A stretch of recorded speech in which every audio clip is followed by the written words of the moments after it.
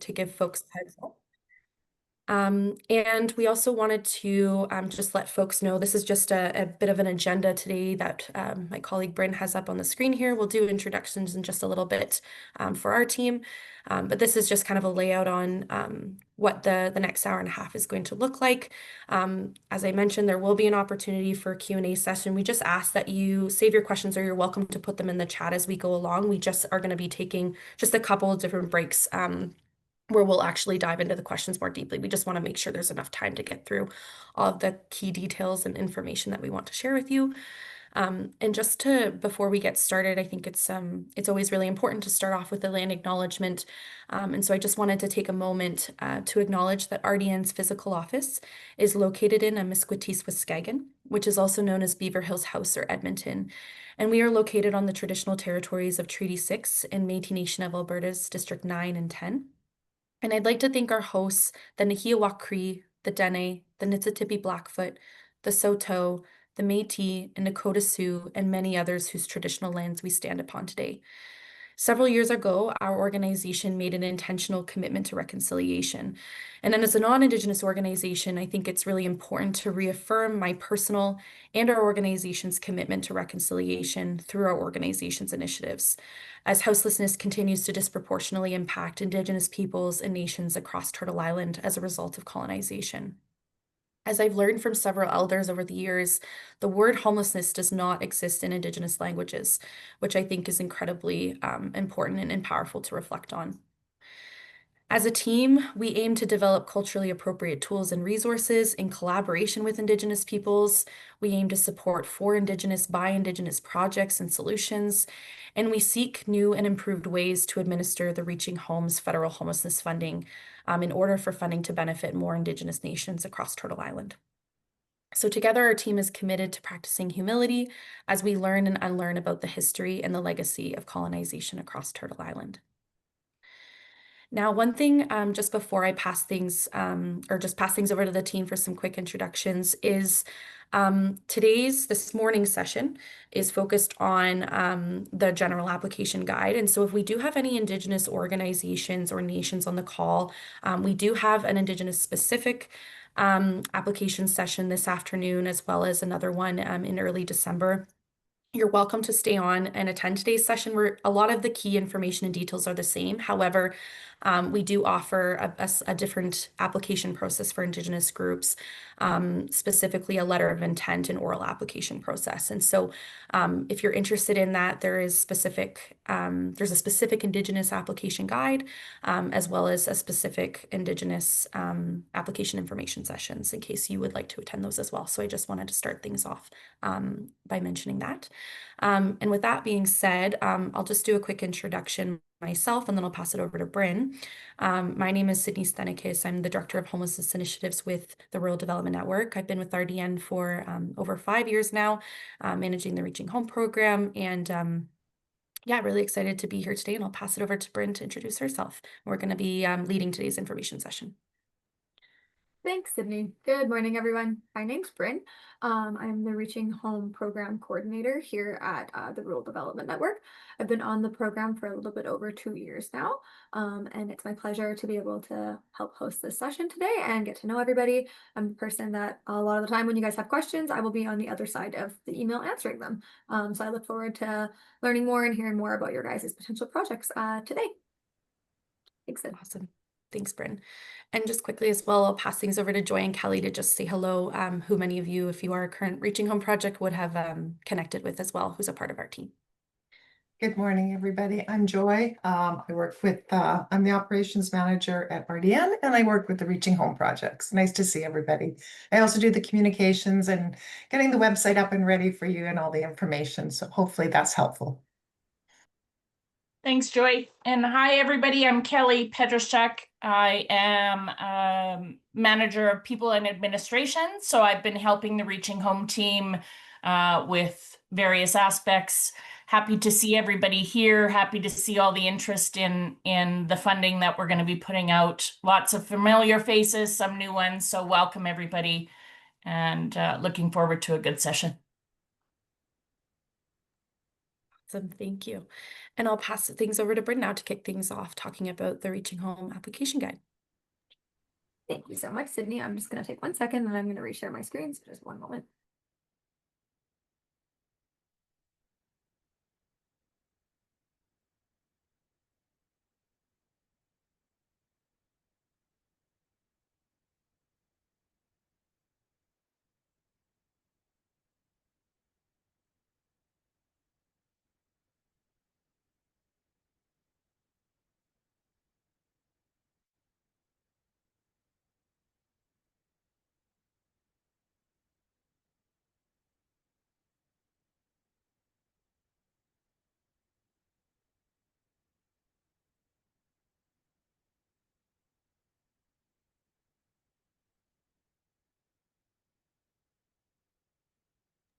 And just while Bryn is getting the document up, I just saw Cindy in the chat. You asked if we'll be sharing the slides after the meeting. We will be sharing a recording. However, we don't actually have any slides outside of that agenda that was posted because we're going to be actually going through the application guide in detail. So you will definitely get a copy though of the recording.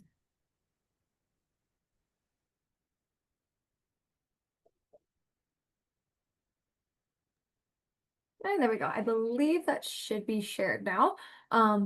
If everybody looks on the My Screen tab, it should be pulled up, but if anyone's having any issues, please let me know. Is the size okay for people? Do you want me to zoom in a little bit? You zoom in a little bit, Bryn. Perfect. Maybe just a bit more. Okay. How's that for everybody else? It's good on my end.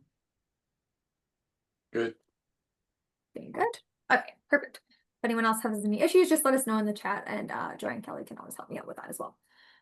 All right, so to get started, we're just kind of going to briefly go through the application guide today. I'll let you guys kind of know how it works. We'll go through a couple key points, and then yeah, if we have any questions, we can discuss that in just a little bit.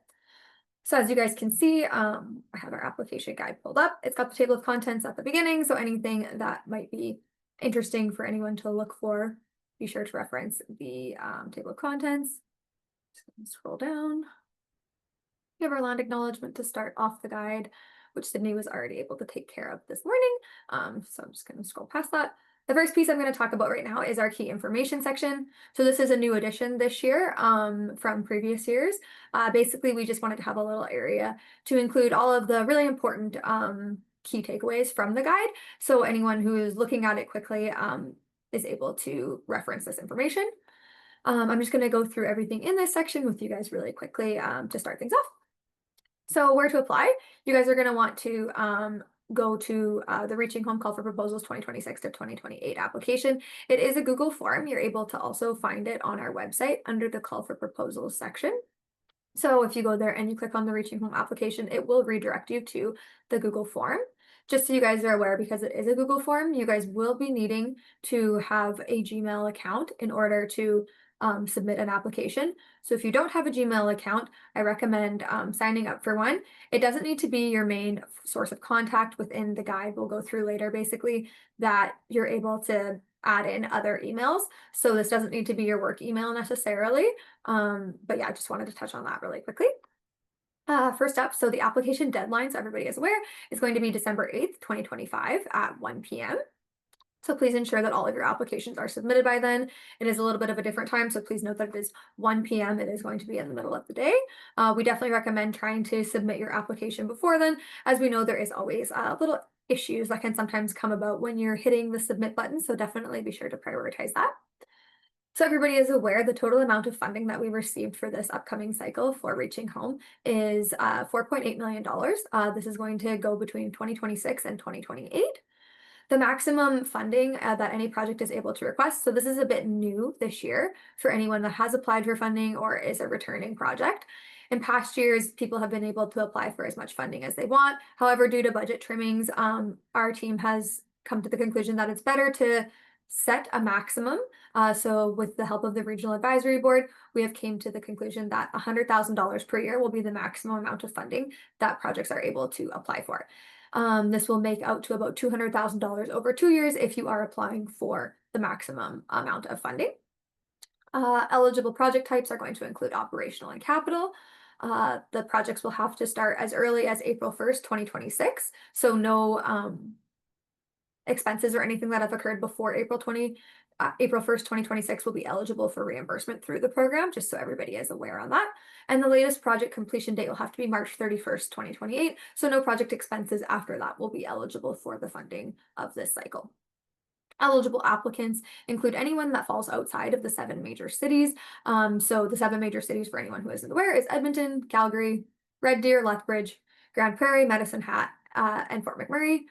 If you are in a satellite community outside of any of those communities, you are still eligible. So for example, Sherwood Park is not deemed to be Edmonton, or Airdrie is not deemed to be Calgary. So just in case there is any confusion on that.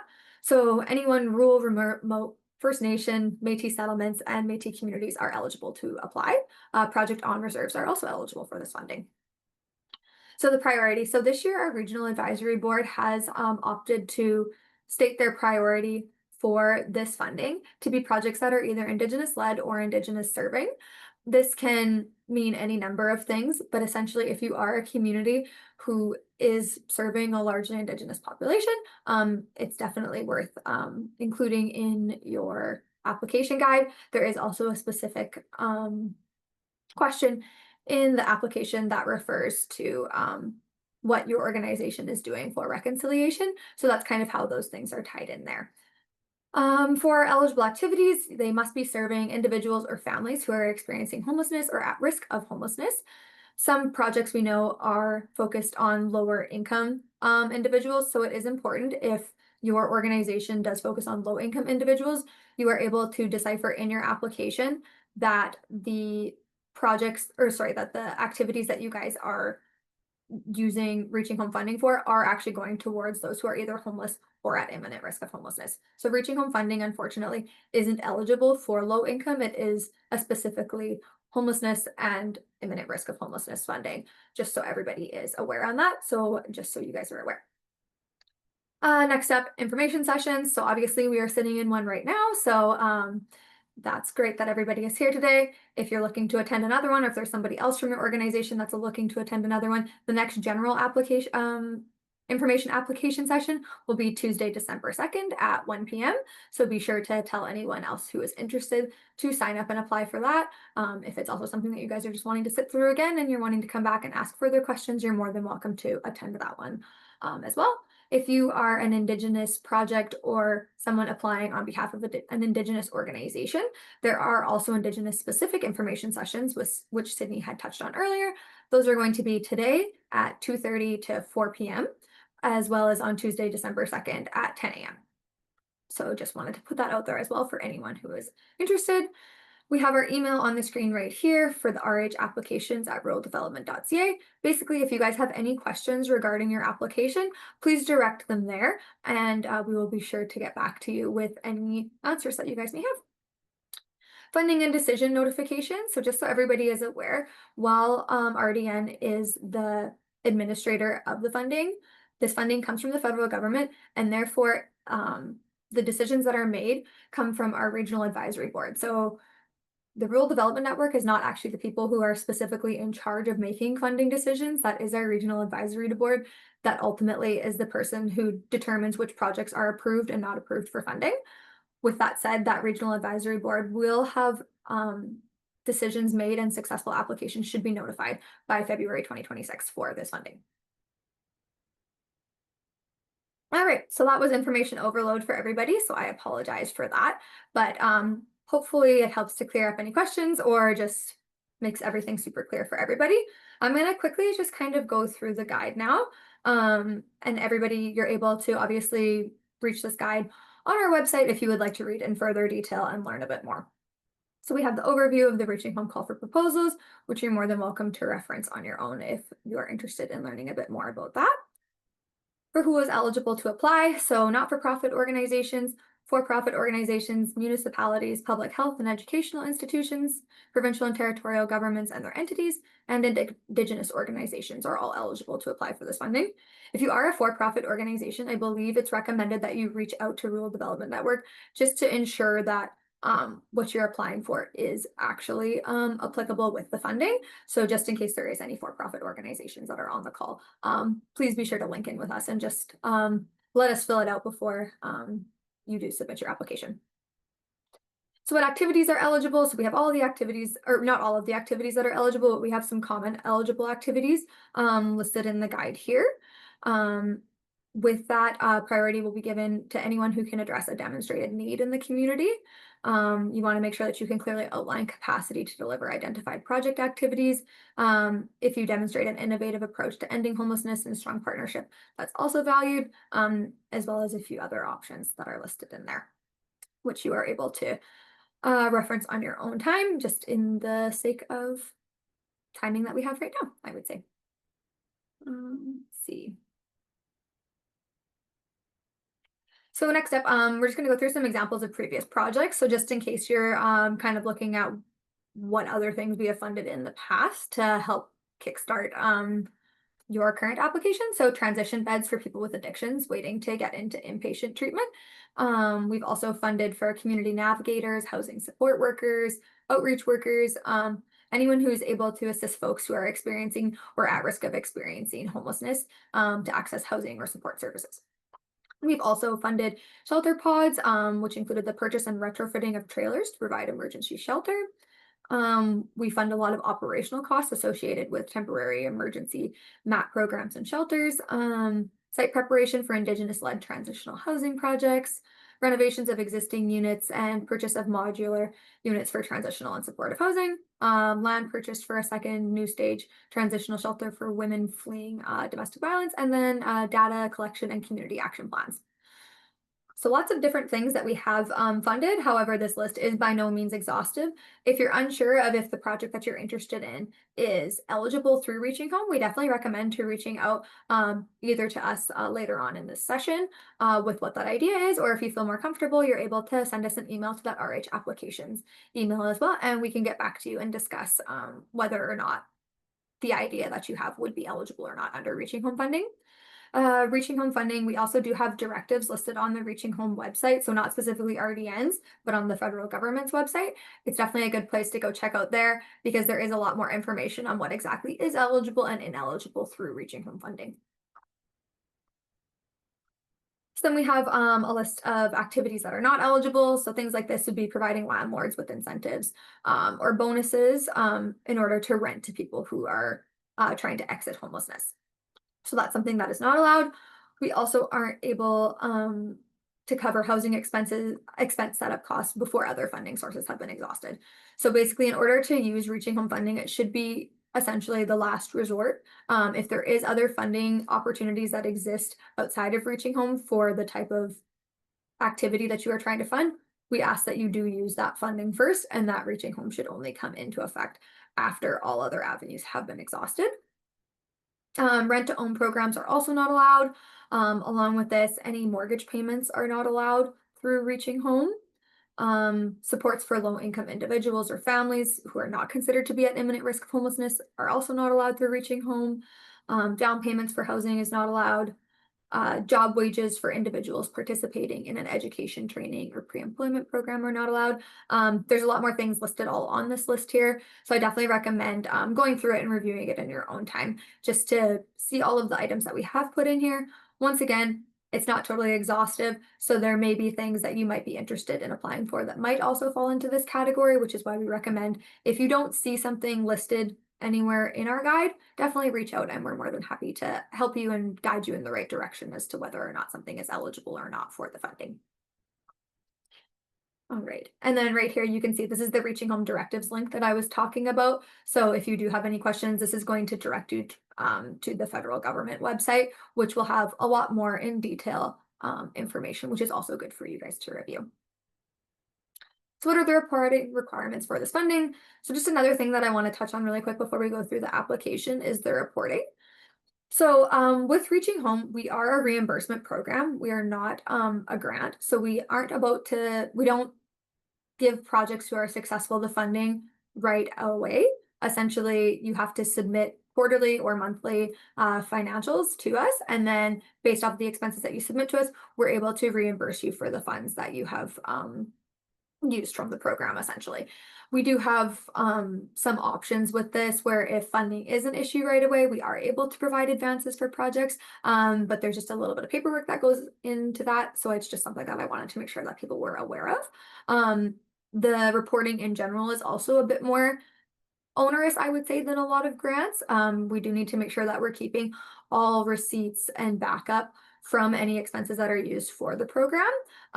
So with that, you submit, as I was mentioning, either a monthly or quarterly financial report to our organization. And then we review everything. We make sure that the items that you guys are claiming fall into the appropriate categories that you guys have been approved for the Reaching Home funding, and that the dates and everything all line up.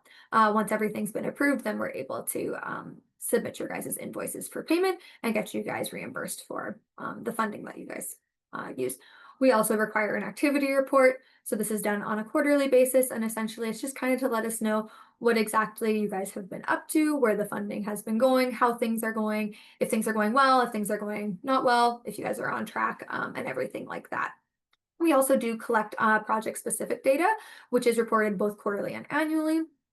So there's, depending on what type of project you guys have, there's additional data reporting requirements, which can be discussed later on. I'm not going to go through those today. That'll be more if you are successful in receiving the funding, but just something to note that it is important to know that you guys have capacity for that when applying for this funding.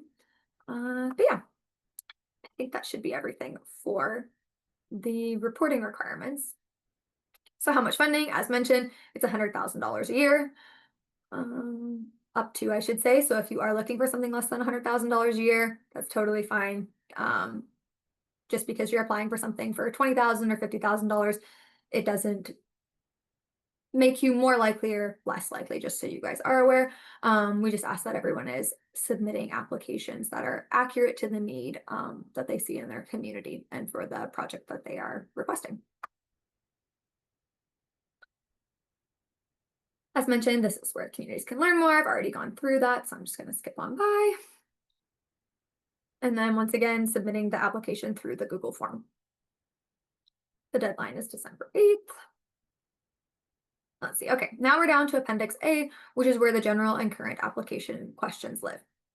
So because this is a Google form that everyone is having to submit their application through, I definitely recommend coming down to Appendix A and copying the questions that are relevant for the type of project that you guys are applying for. I say this because it's easier, one, to have everything written out in your Word document or whatever platform it is that you're using, and then just copy them over into the Google form. It's also nice just to have reference for later. And then that way, if you also just want to work on something, you don't risk losing internet connection or any other issue that might happen from dealing with an online platform. So I definitely recommend having your application filled out separately and then just copying and pasting it into the Google form to prevent any potential technical errors. So I'm going to go through all of the different application types really quickly. As Sydney had mentioned, there is a letter of intent. We won't be going through that one today. If that is something that you're interested in learning about for Indigenous organizations or communities, I definitely recommend attending one of the Indigenous information sessions. So like Sydney mentioned, there's the one this afternoon, and then there's also the one on December 2nd. But yeah, I'm going to start with the general application and we will go from there. So actually, sorry, I misspoke. We're going to start with the project information section. So regardless of what type of application you are applying for, everybody here is going to need to fill in this very first section. It's called the project information section. So regardless of if you're an Indigenous application, if you're a general application, or if you're a current application, everybody fills in this very first part. This very first part is just going to be some pretty general information, basically, that we need to get from all projects. So the first thing that we're going to need from you guys is the signing authority. So this is going to be whoever at your organization would be in charge of essentially signing off on contracts. So if you guys are successful, who is the person in your organization that this would be? It might be an executive director, it might be the CEO, it might be a band administrator. It's just whoever in your organization is in charge of signing for contracts and able to do that portion of the work. It varies from organization to organization, and we understand. So we just ask that everybody do their due diligence within their organization to ensure that the correct person and their relevant contact information is shared in this section. It makes things a lot easier for us going forward when it does come time to approving applications and ensuring that we are connecting with the proper people at your organization. So please ensure that that is done correctly. If you guys have questions, we're more than happy to help try to navigate this with you, but I do believe it's largely going to be an internal discussion for who this should be at your organization. So that's the signing authority. Don't worry though, with the signing authority, this isn't necessarily the person who we're going to reach out to ask questions if there is any follow-up that's needed on your application. The person that we would be following up with would be the primary contact. So that comes just after that. So we're going to need their name, their job title, their email, their phone number. So please put that in there. And this is also where it comes in handy, where I was mentioning that you need a Gmail account to fill out the Google form. The Gmail account might not actually be linked to your work email. So we just ask that you use your work email in here or whatever the best email is to reach you for this. So it might not actually be the Gmail account, and that's perfectly fine. You just need that to apply, and no further communication will be done with the Gmail unless requested or filled out in the section here. And then after the primary contact, we also have the secondary contact information. So this person should also be aware of what the application is essentially. If the primary contact isn't able to be reached, they would be the next person in command that we would be going to for information here. I think it's also important to note that if the signing authority is also the primary contact or the secondary contact, it's okay to list them twice. We don't need to find a completely random third person if it's not actually appropriate, just so you guys are aware. And then we go into the organization information sections. So this is where we're going to put the organization's name, your mailing address, the organization type. You're going to select which one applies for you, the year you were incorporated. And then as well, we'd like to see your guys' organization mission or vision statement. So if you'd copy that and include it in this section as well, we would appreciate that. And then from here, we come to the part where basically the application divides. So depending on which selection you make for this specific question, it's going to determine how the rest of your application goes. So you're going to be able to select either the general application, the current application, or the Indigenous application. I'm going to go through the general application to start. Just so you are aware, if you are applying for capital funding, you are going to make sure that you need to apply through the general application form. If you are a current project, if you're applying for the same funding or not the same funding, if you're applying for the same project and continued funding, you can apply through the current project application. However, if you are a current applicant or your current project looking to apply again, I apologize, a little tongue-tied this morning. If you are applying for a different style of project, we do ask that you apply through the general application. So current projects would mean that you are doing exactly the same thing and you're just wanting to carry on with business as usual. You're able to use that. However, if anything is changing, and let's say maybe you were operating a shelter map program and you're looking to transition into maybe having a housing navigator or something like that, because these are such different projects, we would require you to go through the general application guide in that instance. As well, anyone who is applying for capital funding does have to go through the general application.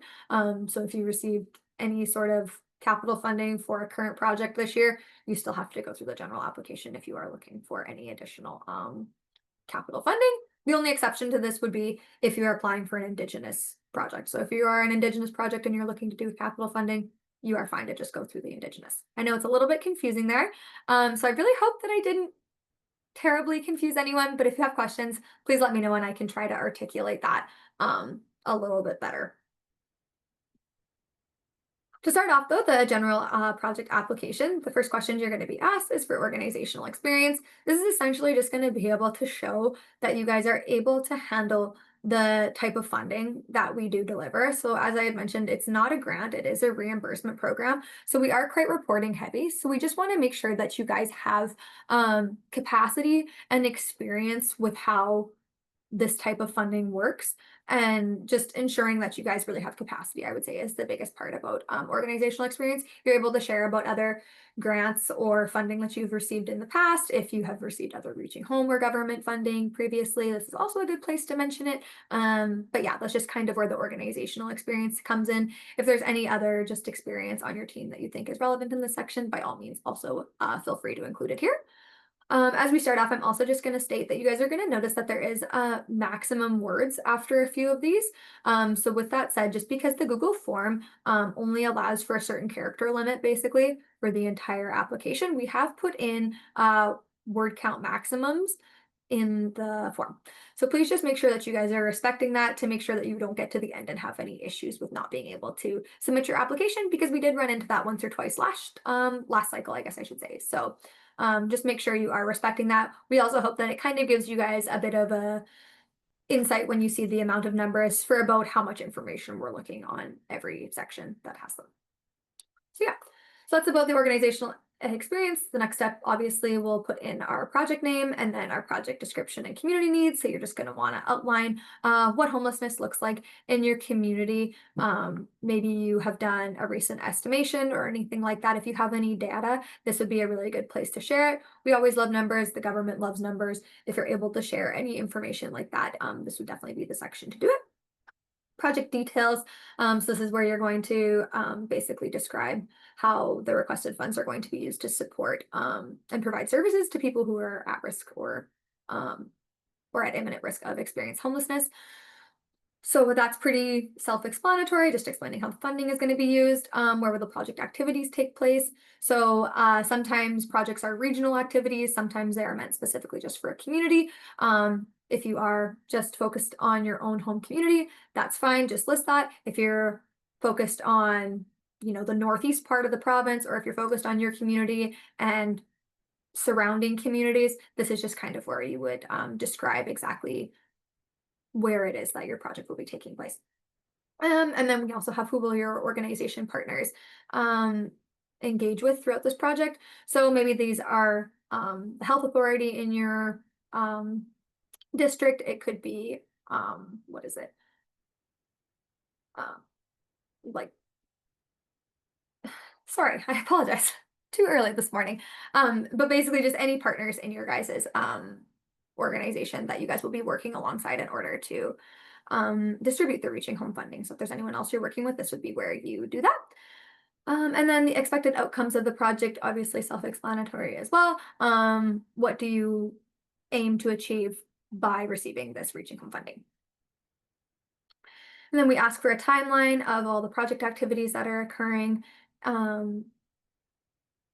just to be drawn out. So depending on if you guys are applying for 2026 to 2028, 2026 to 2027, wherever it is, just kind of giving us a breakdown of where exactly you guys are planning on using the money and how the project is looking to lay out. So maybe you guys are looking to hire somebody new and you're expecting to have them hired in May. You would put that here, or anything like that. And then we have the anticipated start date. So you guys are going to have to put in what day you guys plan to start and what day you guys plan to end. Obviously, we want to make sure that this is between April 1st, 2026 and March 31st, 2028. So it could be any dates within there that you guys are listing in this section here. The service population demographics. So any demographics that you guys are supporting, you're going to be able to check off here. There is also a question afterwards where you're able to expand on the demographics that you're intending to support. So you're able to elaborate a little bit further based off of whoever it was that you checked off in the previous question. And now we come down to the commitment to reconciliation. So this is where I was talking about that our RAB had said that they really wanted to prioritize funding Indigenous-led and Indigenous-serving communities. In this section, if you're just able to discuss how your organization is taking steps to support Indigenous people experiencing homelessness and building relationships with communities and the nations, we'll just go through and essentially answer that in the best of your ability. The evaluation strategy, so you're going to describe how your organization is going to report on project outcomes, successes, challenges, and lessons learned. Describe how you plan to track the results of your project so you can report accurately on what is achieved. Please note that the specific government reporting and tracking will also be required on top of however it is you are planning to evaluate your own project. So yeah, you're gonna put that in there. And then we have the funding request. So obviously we just ask you to fill in what the funding request is that you are making, up to $100,000 a year. So you'll put in however much money it is you're requesting for 2026 to 2027.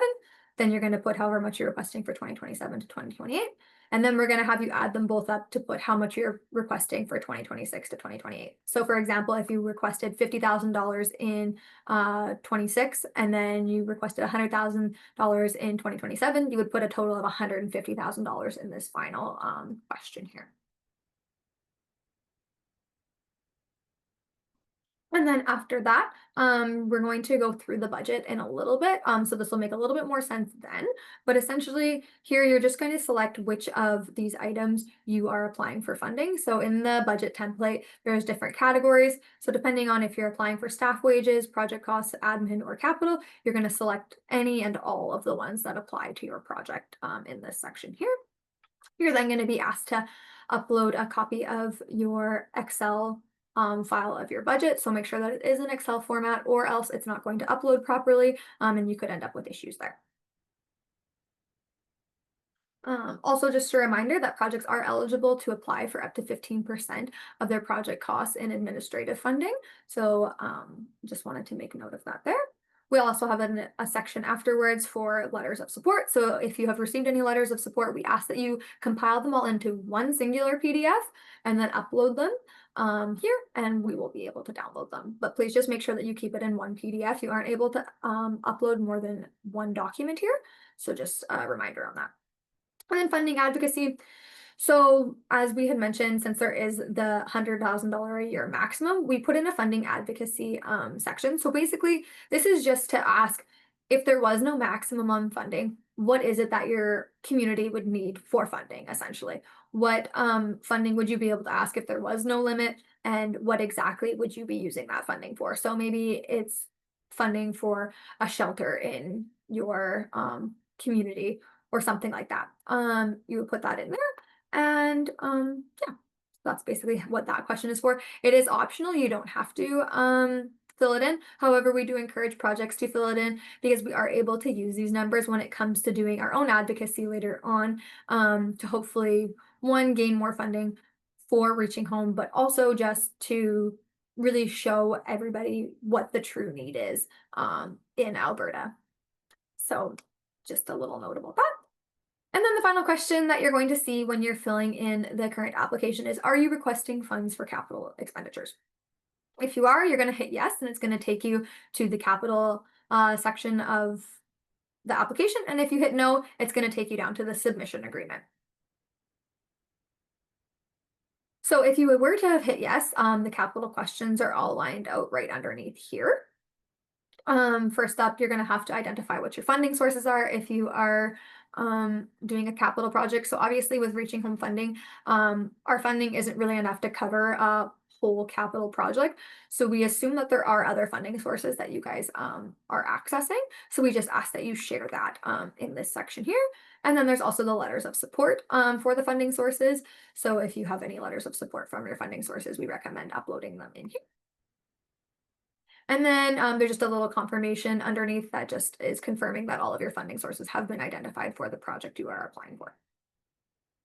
And then we go into the project impacts. So you will discuss, will your project result in hiring of additional staff or an increase in services? If so, please indicate funding sources that support these additional staff and increased services.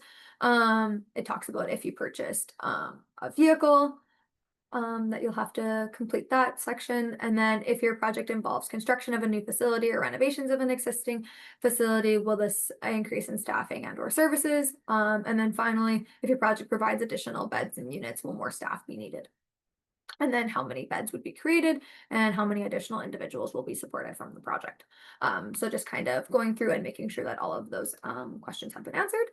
And then there's a confirmation of the project impacts and that you have clearly indicated what the impacts for the project are in the above section. So you just have to check that off when that is complete.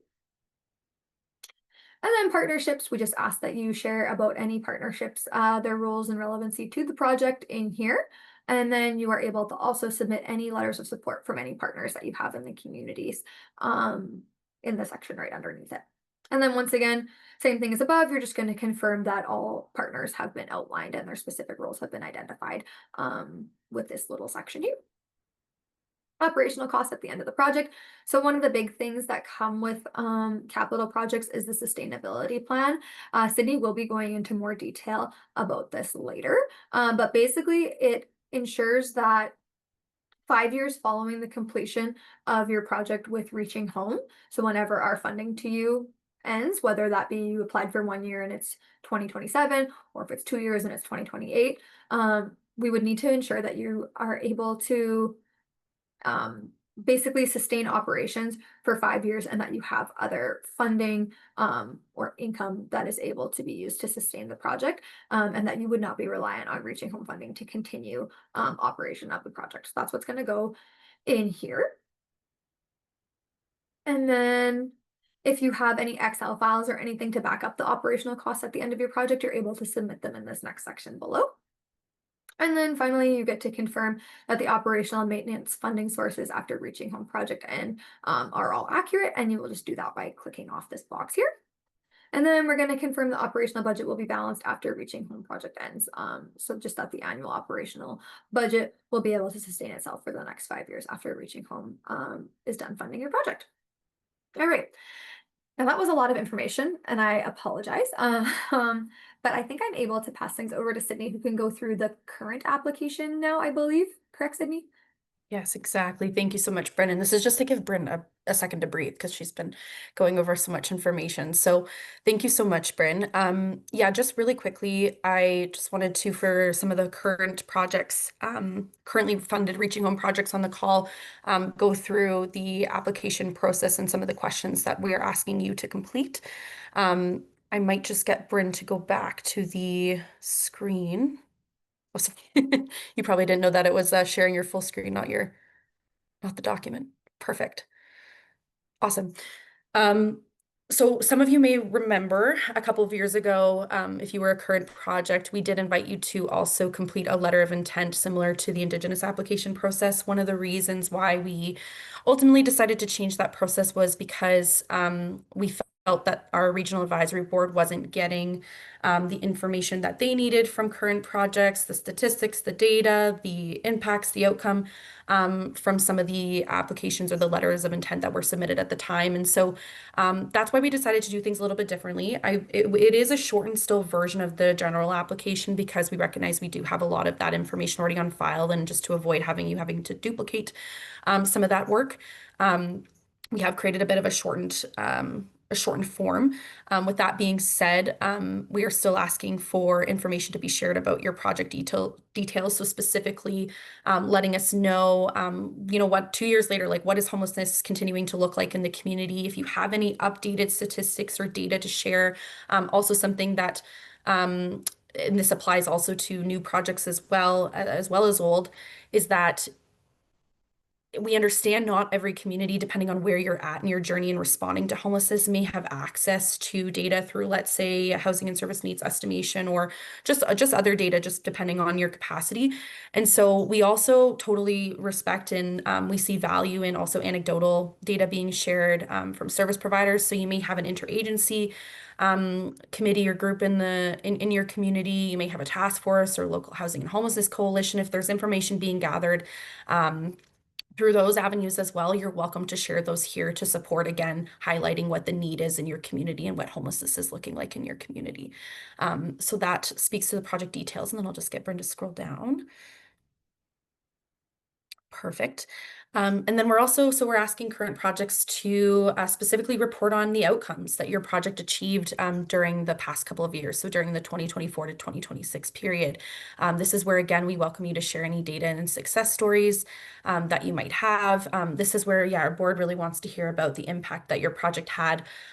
We also understand there may have been challenges that your project experienced based on, factors that occurred outside of your control. Maybe there was challenges with recruiting staffing in your small community. Maybe, maybe there was just other challenges that arise, or maybe the need changed, because we often have seen the need, increase in so many communities, or the need evolve, and maybe you needed to pivot and look at different activities to support folks in your community who are experiencing homelessness. And so this is where we ask you to share some of that information. And I want you to know, you're not going to be penalized for talking openly about some of those challenges. It just helps give, again, that context, because, just let's say if you were only able to help 5 people with the Reaching Home funding, maybe there's a reason behind that, or maybe you don't anticipate that to be an issue in the future, or maybe you've seen an increase of need in the community since you started the project that you weren't aware of at the time. So it's just, the context is really important and can really help inform our board on the impacts of your project, or the impacts that your project can continue to have in the future.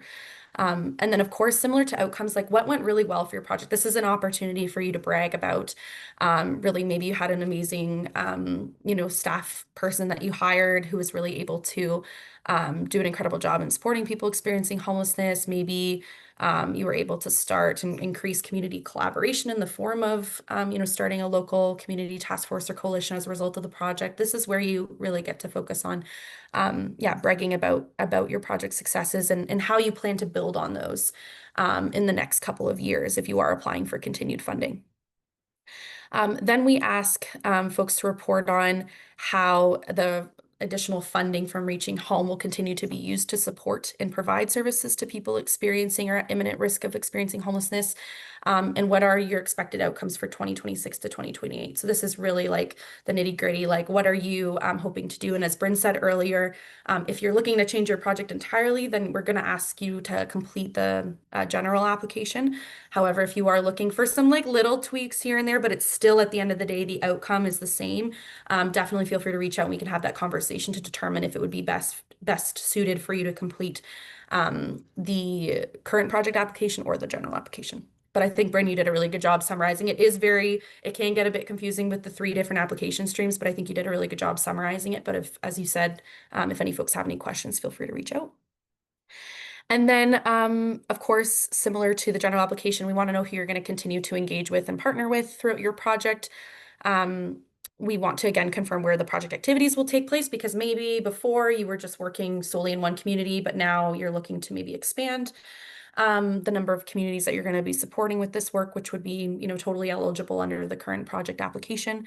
And then we also, of course, we didn't ask this a couple years ago, and we think, and based on conversation with our board, it's a really important question to ask about your organization's commitment to reconciliation and what specific steps your organization has taken to support, specifically Indigenous peoples experiencing houselessness in your community or in surrounding communities.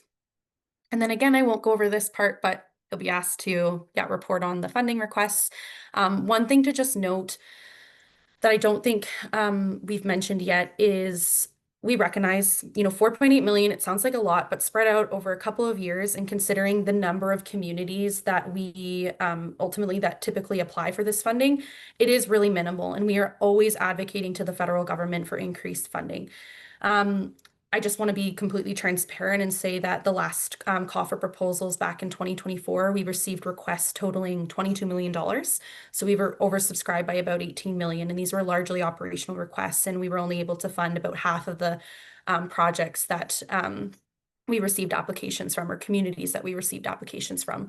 So we definitely encourage communities and organizations within a community to have conversations prior to applying to figure out what your priorities are. There's been a few odd, cases where we've been based on need, where we've been able to fund more than one service provider or organization in a community. However, again, just we are expecting to be oversubscribed, similar to the last couple of years ago. And so it's possible that we may have to trim projects budgets down as well, even if you're requesting that full $100,000. And so just want to be transparent. A lot of this is mentioned in the general application, but it's it's certainly something I think worth mentioning, especially for folks who have never applied for this Reaching Home funding before.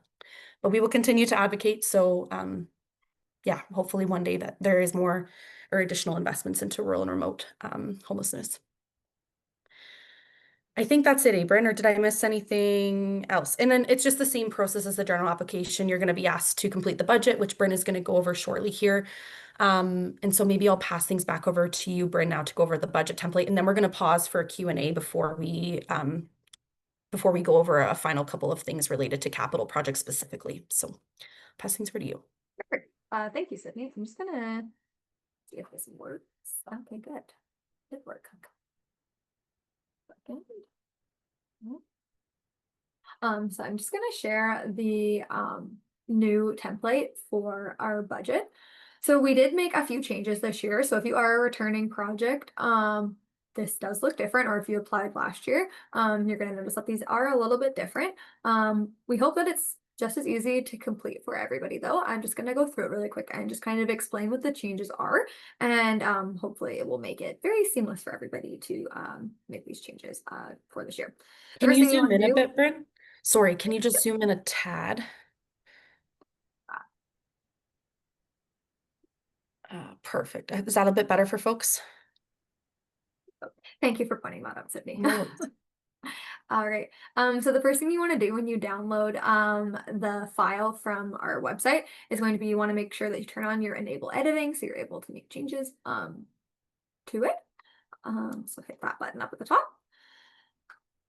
They have the name of your organization, so you're going to want to complete this. And then we have it broken down. So you might have remembered when we were going through the application guide that there was the different selections that you could make for what type of funding you are applying for.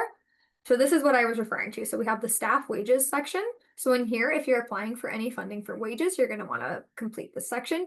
You would put the position title in this box, and then you would do a description of what it is. So basically this would explain how the wages come about if they're paid hourly and you're looking to request for 20 hours a week, something like that. You would put it in here. You can also denote if it's full-time, part-time contract in this section. I'm going to go through an example that we already have filled out that will make it a lot simpler for people to understand, but I'm just going to go through this really quickly just so you guys can get an overview on completing it, and then we'll look at the example and hopefully everything will kind of make sense for people. But if it doesn't, we can always ask questions afterwards. We have the year one tab. So basically any funding that you're applying for in between April 1st, 2026 and March 31st, 2027. You're going to put that total here. If you're applying for funding for year two, it's going to go in this one. If let's say you're applying for wages for a housing navigator and you are applying for $50,000 in year one and $50,000 in year two, you would just put it all in the same line. You wouldn't have to make a housing navigator and fill in 50,000 here and then another housing navigator and 50,000 there, for example, just so people are aware. And then same thing down with the project cost. So you would put the expense item here and then the description next to it here. And then same thing, just however much funding you are requesting in both of these categories here.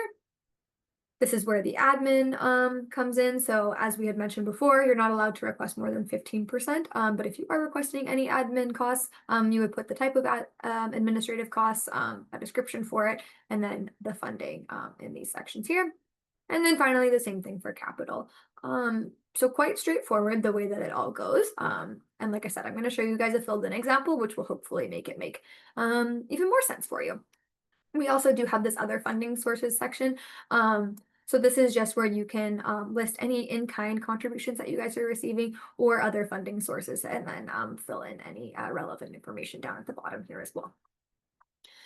Furthermore, to help you guys fill these sections in, just so you have ideas of what can go in each section, we have a secondary tab. So it's down at the bottom here. It's the examples of eligible activities, which I'm just going to click on right now. Just gonna, sorry, we uploaded these. It looks like it. I'm just going to expand them all so everybody can see. But basically in these sections, we kind of describe what items would go into each of these categories, which should hopefully help you in determining which section your just to determine which section your items would go into. So I definitely recommend reviewing this. It'll give you ideas of things that we funded in the past as well. So just in case there's any other relevant items that you maybe hadn't thought that you wanted to apply for funding with, but they are eligible. So we just have this here, which hopefully will make things easy for people. So I just want to make sure that yeah, everybody knows that this little tab exists, and by all means, feel free to reference it when you are completing the budget. But yeah. So that's everything for the budget here. I'm just going to open up an example that we have created, and it is also listed on our website, so you're able to reference that as well when you guys are completing your budget. So let's just see.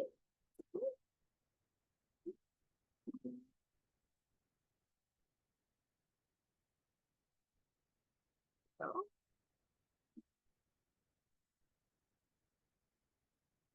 Yeah. Sure.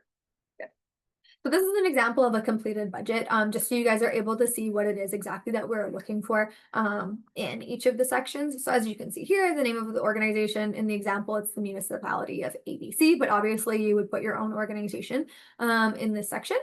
And then we have to start off staff wages. So we've actually given you guys two options for how you might be able to fill this in, just to show that it doesn't have to be exactly what we have in here, but it should contain this type of information. So in the first example, we have a housing coordinator who is working part-time. In the description box, we have the housing coordinator will be responsible for the overall project delivery, project scope, and ensuring deadlines are met. The year one salary is $26,000 plus mercs and benefits of $5,000 for a total of $31,000 a year. In year two, there's a 2% increase. So the wages will be $26,780 plus the mercs and benefits of $5,000 again for a total of $31,780. And over the 2 years of funding, it's going to be $62,780. So I think this example is important too, because if you are an organization that offers annual increases to your staff, it is valid to make sure that you guys are including them here so you don't end up not receiving enough funding, essentially, if there are any budget increases that you guys are expecting to have over the course of the funding cycle. The next option that we have here for how you could complete it would be the housing case manager or navigator. So in here, there's a little bit less detail, but it still provides a very clear breakdown of where the money essentially comes from. So for the housing case manager, it says year one, the PTE is $31 at 18 hours a week times 52 weeks a year for a total of $29,016. Year two, they get a 3% increase, which makes it $31.93 for 20 hours a week times 53 weeks a year for a total of $33,207. So once again, we do show what the increase is if you guys are offering that. If you guys don't typically increase wages for staff or anything, and that's not something that's usually included, by all means, you don't have to do that, but we just wanted to make sure that we showed you guys kind of a couple examples like that. So as you can see, they are a little bit different. The housing coordinator offers a little bit more explanation on what exactly the position is doing. However, both are great examples. So whichever you guys choose to use is perfectly fine. Then underneath, we can see the project costs. So for example, we have the damage deposit and under the description. So we don't just say that it's a damage deposit, obviously. So in here, the example is showing that it's to support people experiencing homelessness with moving into safe and secure housing. And then our number is determined at 6 individuals or families at $1,000 a month. So this might not be absolutely perfect. You might end up, if you're approved, finding a family that's $1,100, and then you might find a different family that's $900. This is just supposed to be what your approximations are essentially for it, and just showing that you guys have put a little bit of work into where these numbers come from, and so we're able to tell. Because for example, if you had just put $6,000 in this and you didn't have the information here, for all we know, you could be helping 6 people at $1,000, but you also might be helping 2 people at $3,000. So it's just kind of showing where your numbers come from in this description area that I would say is the most important thing to show. And then, yeah, you can go through and the rest of the examples all show very similar things. And like I said, the big piece is really just showing where this number comes from and the metrics that you're using to gauge. So for example, for taxi fares, 10 individuals at $100 a pop to transport clients to treatment programs for a total of $1,000. You guys are more than welcome to review this example that is listed on our website, just in a little bit more detail. If anyone has any questions, I'm happy to go through them. The administrative cost is the same thing then too. So where it says the office rent at 25%, so it shows that it's $200 a month at the 25% fee, and then that you guys are receiving in-kind support for the office rent for $800 a month. So for a total of $2,400 a year, essentially for the office rent. As you can see, office rent falls under the administrative cost because this isn't a project specific cost. And as mentioned, this is kind of explained a bit further under the expenses tab on the budget template when you guys look through that. We also have capital expenses in here. So a capital expense would be anything that costs $1,000 or more. In this example, we have a laptop. So they purchased 2 computers for clients to use to apply for income assistance, jobs, etc., for a total of $3,000. So the computers were $1,500 each in this example. If you are applying for a capital project, so this can vary a little bit. So there's capital expenses and then there's a capital project. If you're applying for a true capital project, you wouldn't be eligible to apply for operational costs. However, if you are applying for an operational project, you are eligible to apply for capital expenses. So in this example, it would be the laptop at $1,500. But let's say if you were renovating a home to make it a transitional housing, and it was going to cost $75,000, that would be deemed a capital project, and then you wouldn't be eligible to apply for the other operational costs. So I know there's a little bit of gray area there, but I hope that makes sense. I don't know, Sydney, if you want to pop in at all and speak any more to that quickly. I think the only other thing that I would just add is we've had some projects over the years where we've told them about, yeah, the capital expenses, or we call them capital assets essentially. So in the case of a laptop, and we've essentially told them, you know, there's minimal paperwork if you keep it under $1,000. Can you get a laptop anymore? A good quality one for under 1,000? Probably not anymore. But just wanted to give that as an option for folks if you're wanting a little bit less paperwork, and then you have total control and ownership of that laptop, you know, who owns it ultimately after the project, then certainly, yeah, suggest trying to keep those expenses under 1,000. But again, I know with the cost this day and age that it's not always easy to do that. So just wanted to add that in, but that was it, I think. Thanks, Bryn. Okay, perfect. Thank you, Sydney. I appreciate that. But yeah. And then underneath here, you can see the other funding sources that we had talked about. So for example, the organization is FCSS. They're contributing $19,200.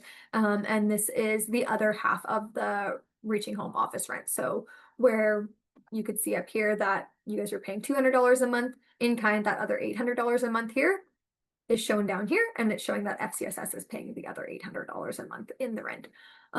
Same thing here. So FCSS is paying for the remainder of the wages of the housing coordinator, which came to a tune of $40,000. So just kind of a different way to show what other funding you guys already have access to and how you guys will be using it within your budget.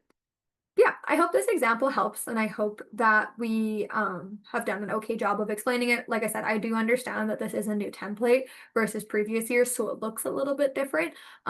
We do hope it's still easy for people to use. It is nice because everything is all on one tab now when you guys submit. So before we used to have two different sheets that you guys would have to create, and now it's just all on one. So hopefully it will bode well, but if you guys have any questions with it at all, definitely reach out and we will do our best to answer them.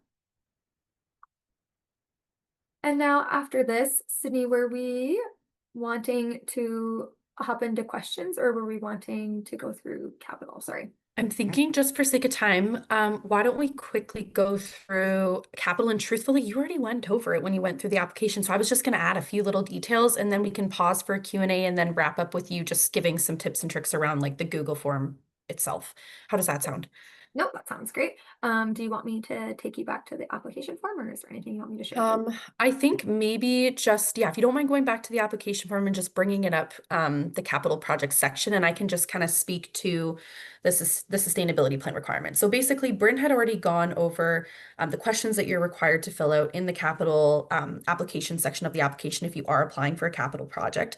And really what essentially what it is it's a sustainability plan from the federal government side. So in order to receive federal government Reaching Home funding to support capital projects, really they want to see this strong sustainability plan for your project. As Bryn mentioned, it's very unlikely, just due to the minimal Reaching Home funding that we have, that we're going to be able to fully support the entirety of a capital project. And so typically what we see are groups using Reaching Home funding to leverage to seek other federal funding. There are stacking, there's no stacking limitations. You'll have to check with other federal funders, but from a Reaching Home standpoint, leveraging municipal, federal, provincial funding in addition to Reaching Home is seen as a strength. And so when it comes to, so maybe we'll just start off. So essentially there's 4 parts of the sustainability plan for Reaching Home. And that's first, funding sources, which Bryn already went over. So we just want to see where funding is going to be coming from to cover all costs of the project. Also wanted to just acknowledge, and this isn't something I don't believe that's mentioned in the guide, but if you were successful as a capital project, you would be required to, if you were seeking subcontracting of goods and services greater than $25,000, we would ask that there's at least 3 quotes gathered, and then a bit of a rationale as to why you decided to go with a specific contractor. This is very standard in any federal government funding, but it's just something we like to preface right from the get-go. We also recognize, and you'll see as you're completing the application, that you only have it's about 5 weeks to get the application in order. So it might take time to get letters of support from other funders or from partners together for your capital project, which is why please share as much information as possible at the time of submitting your application. We need to still know the details, but in terms of those actual letters of support, they can come later on if your project is successful, but it would be a requirement in order for your project to move forward. And then Brent, I'll just get you to scroll down. So that's funding sources. That's the first piece of the sustainability plan for reaching home. Project impacts, again, Bryn went over. Just want to highlight again, we see a lot of times capital projects miss these details when filling out the application. It's a big requirement for the feds. They want to know the number of individuals that will be able to be supported as a result of the capital project. And they often use the language number of beds, which you may be familiar with depending on the part of the sector that you work in, but just wanting to acknowledge that really the number of beds is the number of individuals that will be able to be supported as a result of this project. We have funded a number of supportive housing projects over the years. As Bryn said earlier, the purchase of modular homes, the purchase of vehicles. If you're unsure of what types of capital projects are eligible to be funded, we do have a specific document that's available on our website under the Reaching Home call that speaks to capital project requirements. It also goes over some definitions associated with, for example, supportive, permanent supportive and transitional housing. We're also able to fund capital costs related to I see Bryn has it pulled up here on the screen, which is great. We're also able to fund, renovations or capital costs associated with non-residential facilities that are specifically supporting people experiencing or at imminent risk of experiencing homelessness. And so, yeah, we've been able to fund a wide range of capital projects over the years. And then I think, Bryn, if you don't mind jumping back to the perfect. So that speaks to project impacts. And then partnerships, I think Bryn went over that one really well. Again, as many letters, if you're able to attach the letters of support that you have at the time of the application, great. But if you need more time to gather those as well, no problem. And then the last one is, so the fourth criteria of the sustainability plan is operational costs at the end of the project, which I'm going to be honest, is by far the biggest barrier that we see in terms of smaller rural, remote, and Indigenous communities being able to access this funding. We recognize it's very hard to get 5 years confirmed of operational funding for a project. We have seen success though, and I did just want to give a couple of examples of how other projects have been, creative. When it comes to capital projects and showing that operational sustainability. So we've had a number of municipalities say they commit to essentially providing the operational and maintenance costs associated with transitional housing, specifically in Lac La Biche, for shelter pods in Drayton Valley. And then what the municipalities have done is still gone out and sought out other funding sources. And so, and they have found success in obtaining some other operational funding, some of these projects. And so if you are, whether you are a municipality or you are a service provider working closely with your municipality, this is just something to keep in mind. Although at the time of, submitting this application, we need that confirmation that, someone is going to be covering or there is funding available to cover these costs. There's opportunity afterwards still to seek out other funding sources.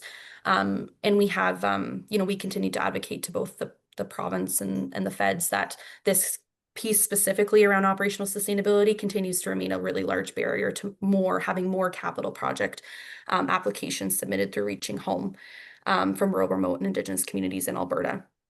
Another idea, just throwing it out there, that we've seen a lot of capital projects have success with is using or essentially having folks, for example, who are staying at the supportive or living at the supportive housing, having, income supports that they're receiving, whether it's benefits through AISH, essentially go back and be reinvested into the operations of that particular housing. And so that's another strategy that we've seen folks use in a number of different supportive housing facilities.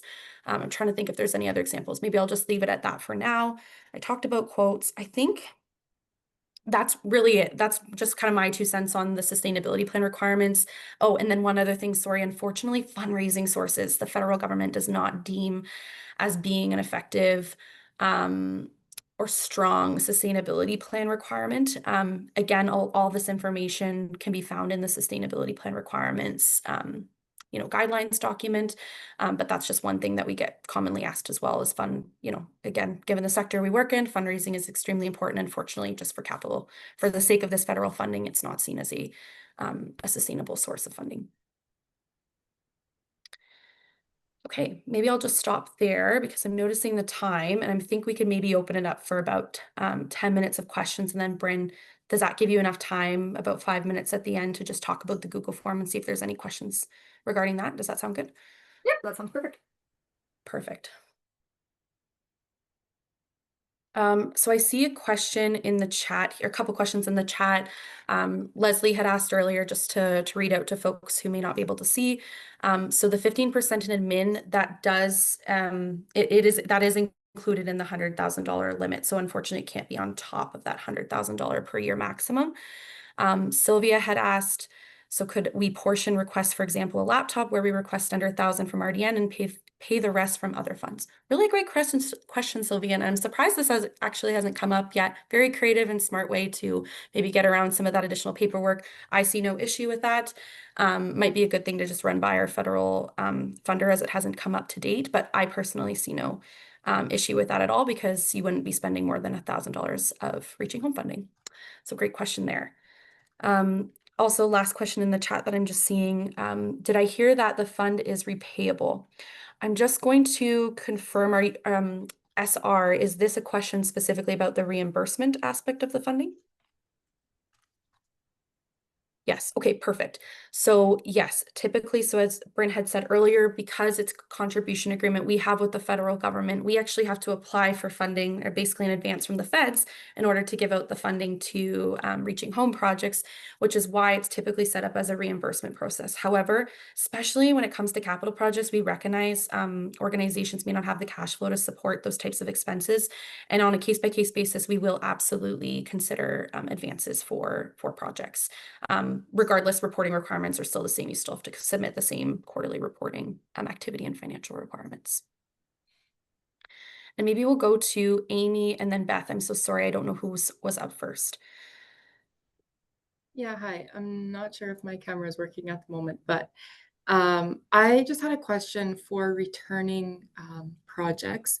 So, and I can email you about this if you need, but I'm just wondering where, so in our line item in our budgets last time, we had, say, for example, more in staff transportation, and we want to not request that amount, but maybe request more for emergency food or something like that. Is that considered enough of a change that we should apply for a new project, or still in the current one? Great question. Absolutely. For those types of small changes where you're just requesting to move funding around in your, previous budget because you've seen, the need change, right, and evolve, but you're still continuing to provide those same services and activities. It's just a question of, moving some money around. Absolutely. That's no problem. And you're welcome to complete the current project application form. Okay. Thank you so much. Great question. And then Beth.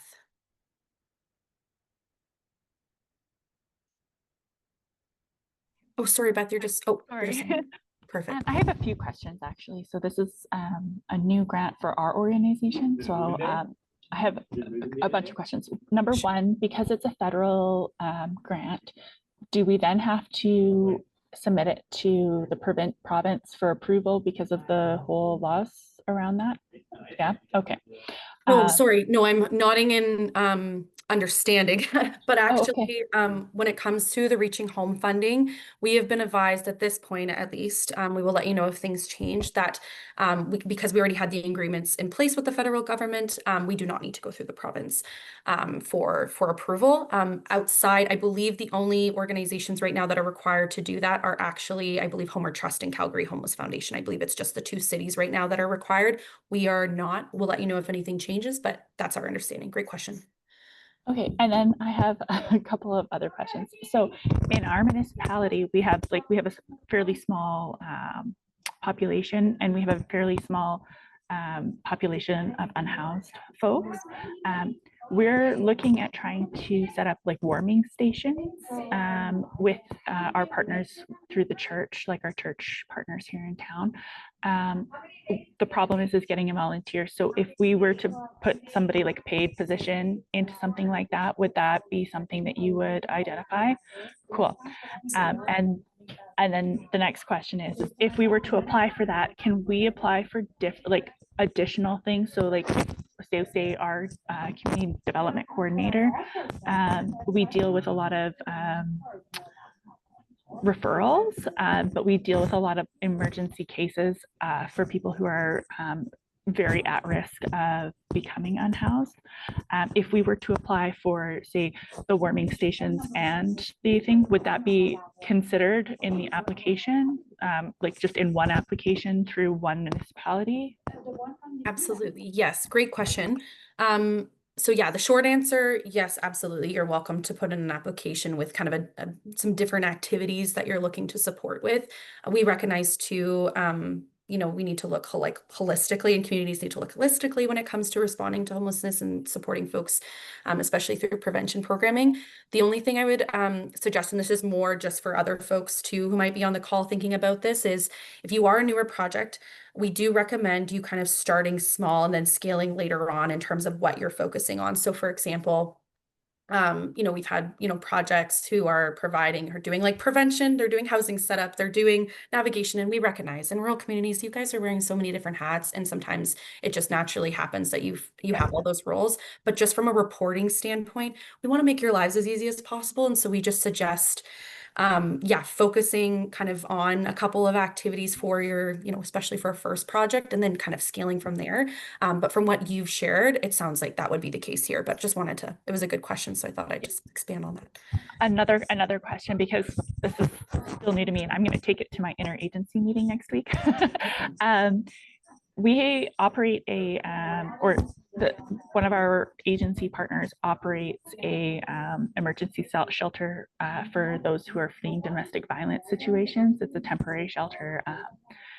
Where would your idea of your priorities be based on what we're doing? Because we have so many things that we need in our community, and $100,000 a year in operations could go a really, really long way in helping our at-risk people. So I'm just curious if I should if you guys have an idea of the focus that we should have. Because we have such a big wide umbrella because we are rural communities, and I mean there's no services in Drum here. We're really trying to help our folks, because most of the time if we have unhoused folks, the closest shelter is Strathmore or Calgary. So Absolutely. No, really great question, and totally hear you. And what I would suggest is take this back to your interagency group when you're meeting in the next week. Have a conversation with them, kind of figure out, and we would honestly look to the community to determine what your priority should be, because your community best. I totally understand though, sometimes it's there's too many priorities. How do you focus? But from a reaching home standpoint, I'm sorry, it's probably not going to be the most helpful answer, but we can fund such a wide range of activities, which makes things very challenging, but also great at the same time, because it allows for communities to actually request what they need funding for. Our board has opted to keep the call open for a reason. So that's why there's so many priorities listed. I will say the priority certainly that the board is giving is to support Indigenous organizations and or Indigenous serving organizations. And so that continues to remain, I would say, a very strong priority for the board. But outside of that, we funded, I believe actually it might have been in Drumheller a little while back during COVID, actually some funding went towards supporting the town with, I believe, some bridge housing for folks fleeing domestic violence. I could be maybe mistaking the community. That's probably Colton's Place that was set up. Yes, okay. It was probably Colton's Place. And so I'm thinking that was the Salvation Army is our partner that operates it. And then town of Drumheller kind of helped get that started, but it's operated by the Salvation Army, and the town actually does provide funding for that every year. So I'm just trying to see if we can get more funding, so then that way their funding can go to other things.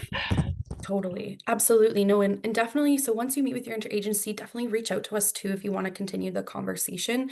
But certainly, yeah, it sounds like, yeah, we know it's minimal funding. There's so much need. It's really hard to prioritize sometimes, but definitely look to you folks as the experts to determine what you want to prioritize. And then, yeah, outside of our board, again, prioritizing Indigenous organizations and or serving projects, then, yeah, I apologize. I can't give you more guidance. But yeah, definitely reach out after. Maybe just because of time, let's go over to Murray and then Tia. Thanks, Beth. Hi, I'm with Lloydminster Vermilion for Equity Foundation in Lloydminster and Vermilion. Anyway, question regarding grants. We're applying for a number of grants. One is the CEP, Community Enrichment Program grant, but we won't know if we're going to get it. So can we include those in the budget, but just say we're uncertain, or should we not include it in the budget? Absolutely. I would say definitely include it in the budget and then just put in brackets like to be, confirmed. We understand again, due to the short window that we're asking you to complete the application, you may not have all the information. So absolutely just include those details and yeah, that will be really helpful. We'll include possible funding sources and whether or not. Okay, thanks. Thank you so much. Tia. Right there. Hi, good morning. I'm Tia Fox. I'm from the Blood Tribe Family Community Support Services. We oversee and operate the shelter in our most southern part of our community. We have a huge community here. But my question, and I'm just interested, when you spoke about the operational sustainability, just some, I guess, questions on that. Can you give me a little bit more information on when you spoke about individuals that are on income sources like AISH? We are finding that there's quite a few individuals that are staying at the shelter. They do get AISH support, and of course, I'm not paying rent at the shelter. But how do we navigate that? How do we work with them? Of course, I have been talking with AISH and the whole thing about them, giving consent as far as if it's a trustee or whatever the proper wording is. But again, that's a real big challenge on our end, and it's just not helping the whole situation. And when you talk about operational costs, it's a big thing. So I just was interested on that comment that you made. If you could just provide me with some insight, more info, would be great. Thanks. Yeah, really good question. And might have to just chat with you a little bit more offline about it. I know some service providers on the call too would probably have a lot of great input to share, and I wish there was more time to do that. Yeah. With that being said, so yeah, actually, Tia, I might, if it's okay, follow up with you offline just because of time. And Sure. we can kind of brainstorm some ways, but it sounds like so there's some barriers in being able to like from just like a consent, like confidentiality perspective that you've run Right. into. Is that Yeah. fair to say? Okay. Yeah. Let's chat definitely offline, but great question. And like I said, there's everyone on the call, I'm sure would have a lot to contribute as well. Alrighty. Okay. Thanks. Okay. Any other questions? I'm not seeing any others in the chat. And Bryn, are you still there? Sorry, you're not coming up on my screen. So that's why, sorry, I totally took over with the questions there. Oh, that's all good. I'm still here. Oh, perfect. Now you're back. It's just when you talk. There you go. Sorry. Thank you. Some great questions though from everyone. If we want, I can go through the application just really quickly online, just so everybody's familiar with what it looks like, and then we should be good to wrap up. Does that sound okay, Sydney? Good. Okay. I'm just going to zoom in a little bit, so hopefully this helps. Oh, there we go. All right, so I'm just going to go through really quickly just so you guys are familiar with what it looks like. However, obviously we've already gone through all the questions, so this is just going to be a really quick little thing. When you click on the application guide, this is where it's going, or when you click on the application, this is where it's going to take you. It's a Google form. You're going to be asked to sign in with a Gmail account, as I mentioned before, so make sure that you do that. If you need help with signing up for a Gmail account, there are lots of resources online. We also do have a guide on our website about how to navigate just the application form in general, and there's a link in that as well that will take you to a website that'll show you how you're supposed to make a Gmail account if you need help with that. It is pretty self-explanatory though too, so I'm sure you guys are also able to figure it out. But yeah, so this is what the application looks like for this year. The first thing that it's going to do is it's going to ask you if you want to report your email, so you can check yes or not. It's totally up to you if you want to report it or not. And then it's going to go down. It's going to talk about the due date and all of that. It's going to give you the contact information and just kind of give a brief explanation of what it is we're looking underneath the signing authority, primary contact and secondary contact. You're then going to be able to fill out each of these sections. I just have example written down at the bottom of all of these. You guys are actually going to have to obviously fill in with the relevant information. This is just filled in, so I'm able to toggle between the different tabs of this. But yeah, so we're going to complete all of this.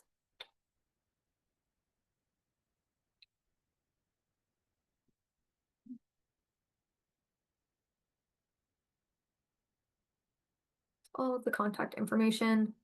Then we'll get down to the information or the organization information session or section. So this is where we're going to put your organization name, your organization's address. So you're going to specify which type of organization it is that you are applying for. The year of incorporation, the mission statement, and then the application type. So in here right now, I have the general application selected. Obviously, if you are applying for current project or Indigenous project, you are able to select one of those ones. But for the sake of this example, really quickly, we're going to do general. So you select the general and then you hit next.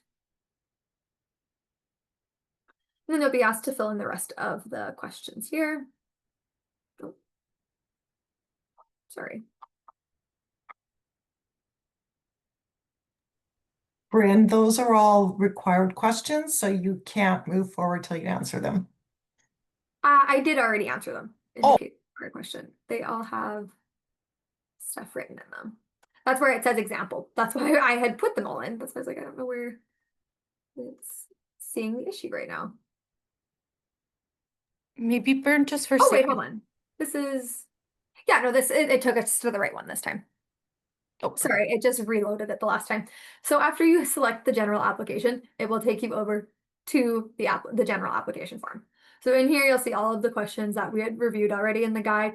So your organizational experience, the project's name, the project description and community name, the project details, all of the questions that are associated with that, the project timeline, the start date. So you can see in here that I had put April 1st, 2026, and the end date is March 31st, 2028.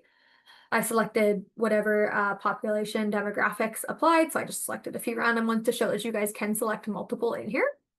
There's also an option to put other if you want to type in a different demographic that maybe isn't listed here that we didn't include. There's a little section that you're able to expand on what the demographics are up above. Your commitment to reconciliation, the evaluation strategy, the amount of funds that you're requesting for each year. And then see, this is the little toggles that I was talking about from the template. So whichever section's on the budget that you fill out, we ask that you just check the relevant ones in here as well. And then you upload your budget in here. You can upload any letters of support in here. You can include funding advocacy. This isn't a required question. This is one of the only unrequired questions. However, we do recommend including it just because it does help with future advocacy.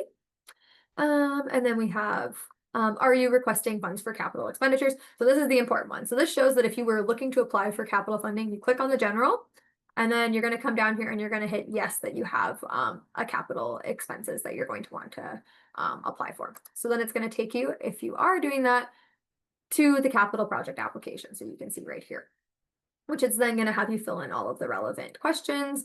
So as you can see, these are all filled in. I'm not going to go through them just for the sake of time. So once you've completed all of these, get down to the bottom and uploaded all of the relevant documents, you're going to hit I confirm that the annual operational budget will be balanced, and then you're going to hit next. And then this next part, this is the submission agreement. So regardless of which type of application you do, they all eventually do funnel to this final page, where it's just going to get you to confirm that the application has been approved by your appropriate signing authority. So this is just to make sure that if we do approve you for the funding, that whoever's in charge of signing contracts isn't going to come back and be like, what the heck, we didn't know you guys were applying for that, or you're not eligible. So make sure that you do confirm with them and then select that. And then the same thing for the confirmation that not all projects will receive funding. So this is just that you understand that just because you are applying for funding, it doesn't mean you're going to receive it. And then you're going to do a little electronic signature, which is just going to be you typing your name. As well, when you get to the very end, it's just going to let you know that if you are having any technical difficulties, to make sure that you reach out to RH Applications at Rural Development Network. And then if you wish, you can send a copy of your responses to yourself just by toggling that on. and then you would just hit submit. I'm not going to hit submit on this because it's going to go to my junk. But just so you guys are aware, that's basically how the form works. It is very self-explanatory. Like I said, all of the questions are already outlined in the application guide, but that's just what it looks like to go through it in the actual form. Does anyone have any other questions? Or Sydney, was there anything you wanted to add to close things out? I think just on the topic of the Google form, we've done this. This is our second time. We've done a lot of testing to make sure there's no issues that will, come up for you folks. But if you do experience any issues at any point, definitely reach out to our team. If when you go to submit the application, like the final hour and you're panicking because things aren't, working correctly, what we had projects do previously, and again, this is only if you're not able to submit an application through the Google form for whatever reason, is to send us just a completed version then of your application. That's why we ask that you do save a copy of all your work and answers on a a Google form or a Word document, just in the event that this does happen. It only happened for a couple of folks last time, so hopefully this time around all of those kinks are worked out as well. But I think that's it. I know we're a couple of minutes over. Our team is happy to stay on for another 10 minutes or so if folks do have any questions. Thanks for being our guinea pigs too. You were the first information session, so there's some things we'll definitely tighten up for the future sessions to make sure there's enough time at the end for more questions. But yeah, we'll stick around if anybody has to hop off for their meetings. Thank you so much for attending. We look forward to receiving your applications, and don't hesitate to reach out to our RH applications at ruraldevelopment.ca. I'll maybe get someone to put it in the chat there, or you can give us a call and we'll do our best to answer any questions after today's info session. Thank you.